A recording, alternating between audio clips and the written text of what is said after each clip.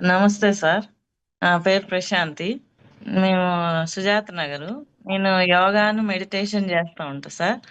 Food కూడా అంతా మంచిగా తీసుకుంటా. అయితే నాకు ఓ ప్రాబ్లం ఉంది. ఎన్ నేను అందరికి ఇచ్చా గానీ నేను ఎప్పుడు యూజ్ చేయలే. చూద్దాము ఒకసారి ప్రయత్నం అని నేను తీసుకున్నాను అనమాట.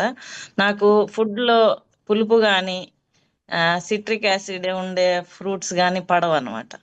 తిననంటే చెస్ట్‌లో 3 డేస్ పెయినొస్తది. చాలా ఇబ్బంది పడుతూ ఉంటా. కారం ఉండేవి కూడా తినలేను.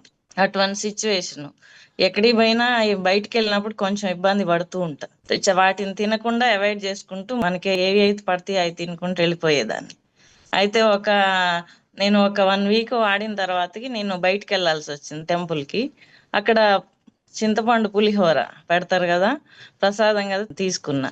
తర్వాతకి మధ్యాహ్నం గూడా అక్కడే భోజనం జేయాల్సొచ్చింది. మధ్యాహ్నం గూడా పులిహోరే ప్రసాదం అయింది ఆ రోజు నాకిగ తినడానికి. నేనవి తిన్న తర్వాతకి ఇంటికొచ్చిన తర్వాతకి ఈరోజు ఇన్ని సార్లు మొత్తం పులిహోరే తిన్నా, ఇంగ నా పనయిపోతదిలే అనుకున్నా నేను. కానీ ఏం జరిగిందంటే అసలు ఆ రోజు అసిడిటీ రాలేదు. చాలా మంచిగా నిద్ర పట్టింది. నెక్స్ట్ డే గూడా ఏ పెయిన్ రాలే. చాలా బాగా అనిపిచ్చింది.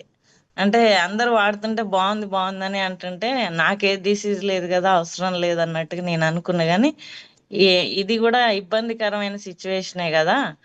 దీని నుంచి నేనింత బాగా తప్పించుకున్నాను అని నాకు చాలా హ్యాపీ అనిపిచ్చింది. చిన్నది, పెద్దది ఏదైనా దీనికి చాలా ఈజీ నయం జేయడం.